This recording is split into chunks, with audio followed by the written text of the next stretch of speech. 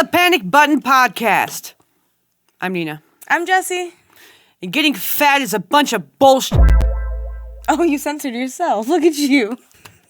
We don't even need technology. It's just easier that way. Better. Am I doing it? Yeah, you're doing it now. Am I doing the thing? You're doing it now. Yeah. Gotta wait for Gamby.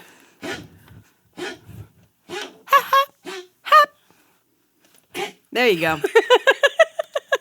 So when I was a young tot, I was thin as a rail. I wasn't. I've always been a chunky little monkey over here. Around the time that I hit puberty is when I started to get a booty. But I was still thin, you know? What about you? When I was in elementary school, I started getting boobs, half because I was fat, half because I was going through puberty before everyone else did. So I was the first girl, wearing bras. Yeah. So even though I had these itty-bitty little guys over here, everyone in school would always be like, you have such big boobs. And I'd be like, my boobs aren't big. I'm big. There's a difference. Oh. Yeah. So, that was what it was like in school for me. Clothes shopping was always Clothes shopping was always even when I was thinner, it was always such a pain in the ass for me because I was 125 pounds. I always had the most difficult time getting pants that fit because they were either way too thin in the thighs and wide in the waist, or it'd be really, really tight in the waist. But the button thighs would fit great. It's like, what kind of weird shaped woman are they making these pants for? Not a regular woman. They say they're based off of Men? boys. Boys specifically. Boys. Boys have big asses and tiny hips, and then big hips and tiny asses. But this makes no sense. I don't. That makes okay. Well, anyway, it's always been a bitch for me. Well, I get that. I told you before about the Nicki Minaj brand pants I got at Kmart. Was it really big and the tuchus? They were aquamarine. That's the best way I could explain the color. They were patterned. Yeah. Texture patterned pants. And were they comfortable? They actually were very comfortable. They're like that pleather material almost. How was the waist? The waist was fine. It's just and I don't have necessarily a small, but the felt too big. And I was like, Nikki, calm down. You have the pleather for the stretch. You don't need. Not all of us have BBLs. Yeah. So I was over 200 pounds in middle school. Whoa. And so. Whoa. Yeah. Was it bad eating habits or what? I had a heavily obese. This is not an excuse either. It's just my family was extremely obese and they were the people feeding me. And so I think obese people raise obese people. That's true. Yeah, you learn your eating habits from your parents. You have no choice. That's what they're who feed you. Yeah. And even when I got a job and everything, because of my family being the way they are, I would get long extended grocery lists that they wanted me to buy and give to them. I would buy all the groceries for the household basically, but it had to be what they wanted. Okay. So I'd get lists of junk food and pop and this and that and the other thing. So just real quick, I was 19, maybe 20 years old when I decided I was going to go vegan for health reasons. I'm not a nut job. I was vegan for about a year, and in the first 6 months, I lost damn near 60 pounds. So that was the first time in my life I went under 200 pounds since middle school. So it was almost a decade later. Was it hard later. to do? Being vegan or losing the weight? Well, both. Well, here's the thing. Yeah. I didn't really have to work out. Yeah. I just had to eat differently. And how long did it take for you to drop? How many pounds? I ended up losing 60 pounds in the course of a year total, but I lost at least 40 in the first 3 months. It was once I got my eating habits down, it actually... First 3 mons. But you're going to hate it. I would hate it. You're going to hate it? Yeah, I would hate it. I can't So here's the thing. I want to watch a documentary with you about this, actually, called What the Health or something like that. It's on Netflix. I've seen it. Well, they break down a lot of more scientific reasons behind diets, and it's that I think would be really helpful for people who are trying to eat better. Honestly, I would suggest watching a series on HBO called Weight of the Nation. You've told me to watch it. I haven't, though. I found that very interesting. It basically explains that processed foods are kind of the downfall of people right now. Yeah. Because you eat an apple or a serving of applesauce. Which one fills you more? An apple or applesauce? A serving of applesauce. The apple. I was gonna say a serving's about half a cup of applesauce. Yeah, So- I had to think about that.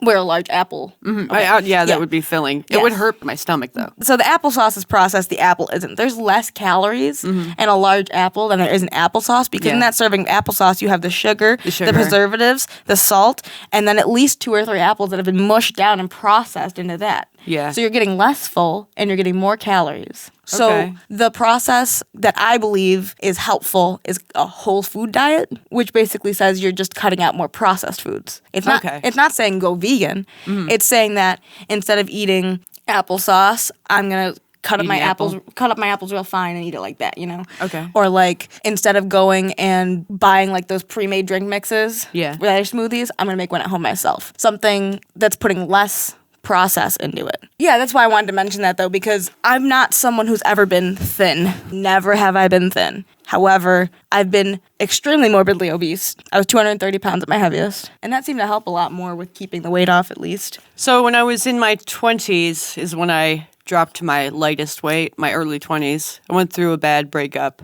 It was my second relationship as a lesbian. No. Yeah, that one hit me the hardest. And I just didn't eat. I was super depressed, and I got down to 118. And I'm 5'4", so 118's pretty good. So I always worked out, so I always had muscle as well. So I always have to take that into account. You were fit.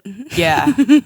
And then I went back up to like 130, 133. That's kind of where I stayed for a good years, like 10 years, I believe. But then when I got into the last relationship I was in. The one we talk about. Yeah. Psycho. She was an alcoholic, and I never drank before. I had drank a couple times when I was 15 and 16, but after that, I didn't drink at all. Why didn't you drink?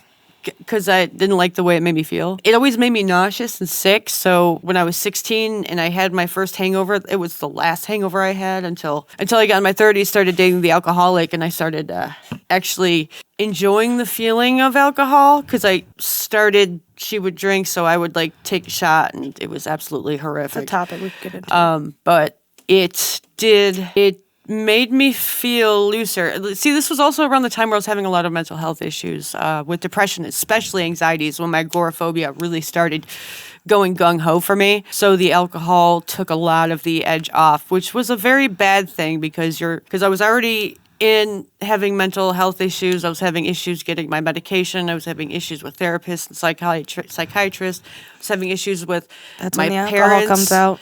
I was having issues with in my relationship, and I was just self-medicating. I started self-medicating with alcohol, and that's when I blew up. I'm at my heaviest weight I've ever been at, and I've always been someone who's physically active, but I'll tell you, man, when you start gaining weight, your energy level plummets. And it makes it even more difficult to do the things that were easier to do. So you're working twice as hard to do it, which is very, very discouraging. It's very, very difficult. And you only have yourself to blame. I only have myself to blame for it.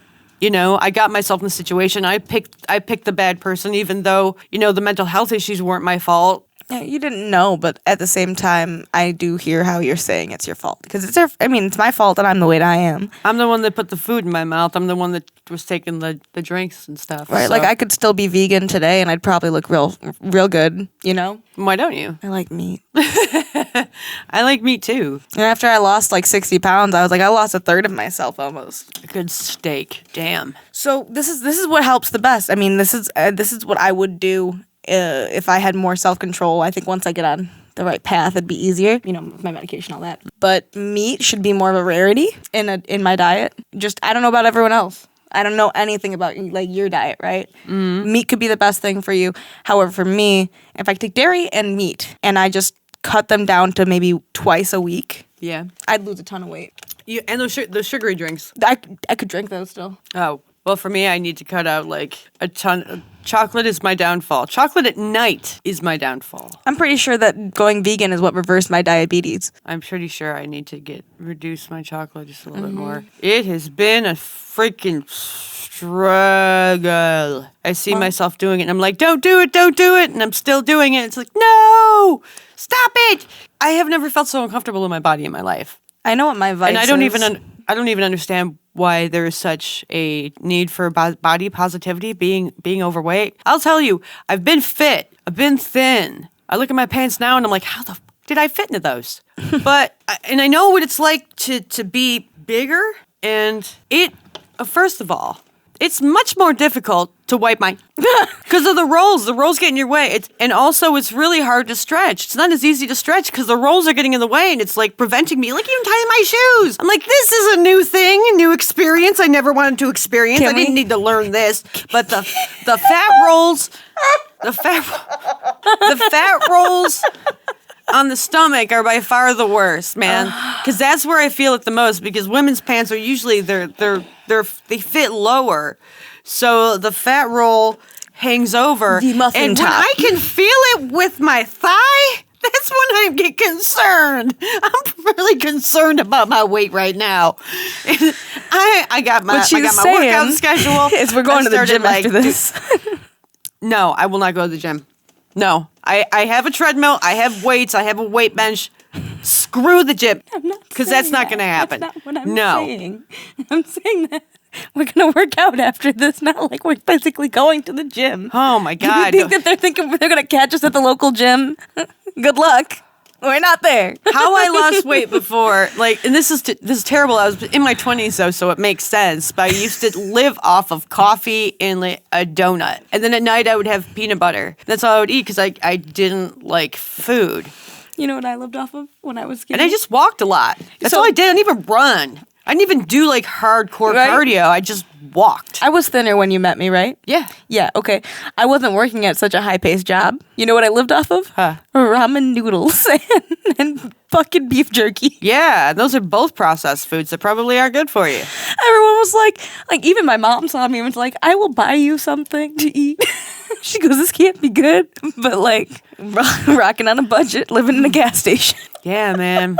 It ain't easy. Especially when everyone around you is also not a fit factory person, like someone who likes going to the gym, likes working out, doing physically active stuff. I don't have anyone in my life like that. No one in my family is like that. So it does make it a slight bit more challenging than for someone who is surrounded by people who are actively, I think, doing things to become fit or sustain fitness. Yeah. I think there's ways to incorporate it that we're just not accustomed to anymore, you know? Uh-huh. Because right now it's winter. Walking outside's not really an option. But there's other things we can do. I mean, there's a lot of games that get us physically moving. Mm-hmm.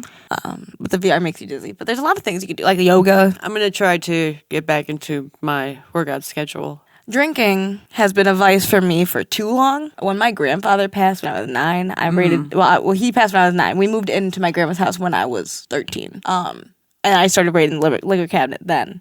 Mm-hmm. And so I think the issue that's linked with everything that we've mentioned, the drinking, obesity, that vice there, I think it's a matter of doing things that make you feel good in the moment versus doing things that will make you feel good in the long run. And I think that's a vice of mine that I've had for a long time.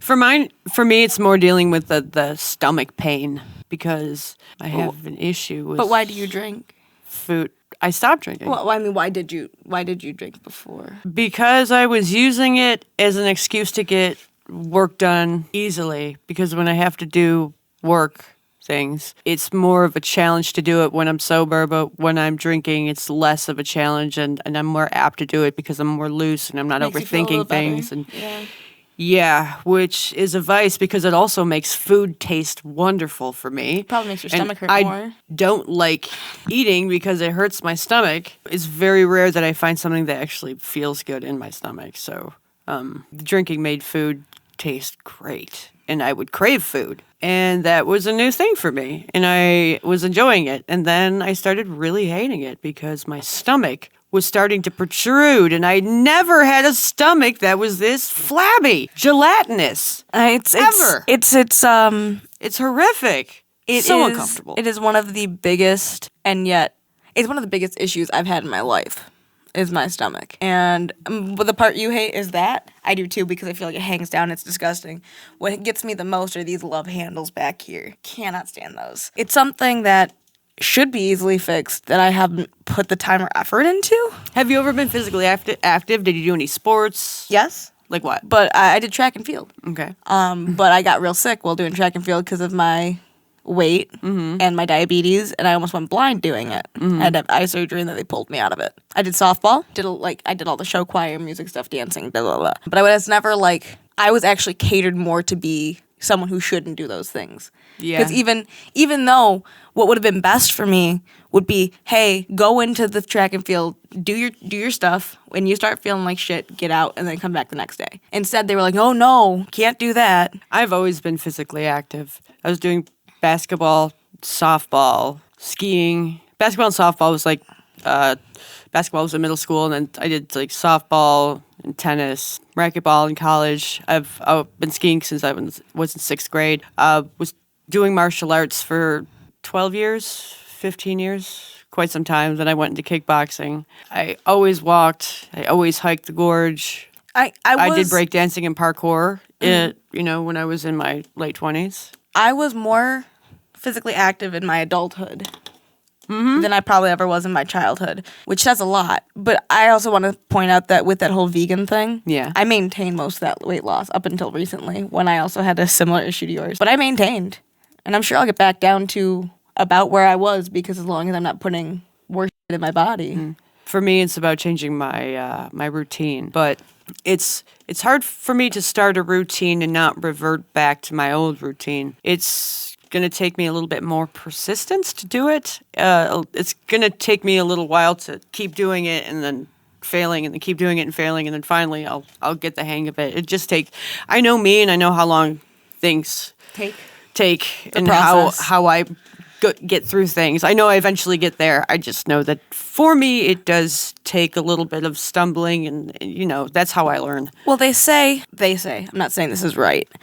They say it's about changing your relationship with food, which I think is, in my opinion, I don't know for you, but personally for me, helps a lot. Because for me, growing up with my grandma's a home ec teacher, so there's always food around. Even my mom's mom, my other grandmother, would sit there, even though I was super fat, would be like, you're so skinny, you need to eat. And so changing the relationship of, you have to eat, you have to do this, you have to do that. And that was one of the best things I learned. I can say no to food now. And that was something that I it was disrespectful when I was a kid to say no to food. But as an adult, people say that it's a thing to do, but it was so healthy for me to look at people and be like, I can't eat that, I'm vegan. Which it sounds like an whole thing, but I needed to say that. I needed to. Because I shouldn't have been eating what I was eating. Yeah. So changing how you view food and how it works in your life. It all depends on the person. Because for me, I don't have a relationship with food like that. Exactly. People like me who are raised by fat people who don't seem to care about changing it.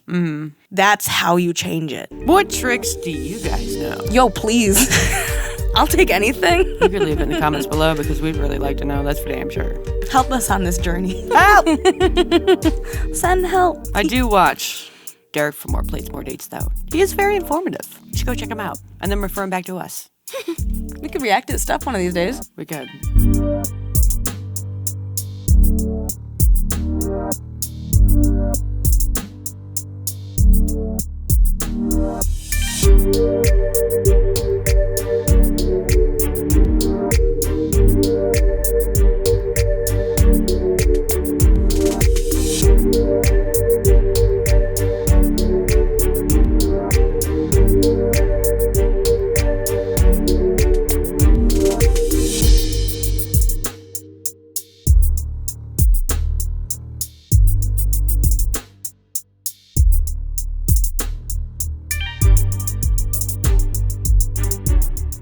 Like and subscribe.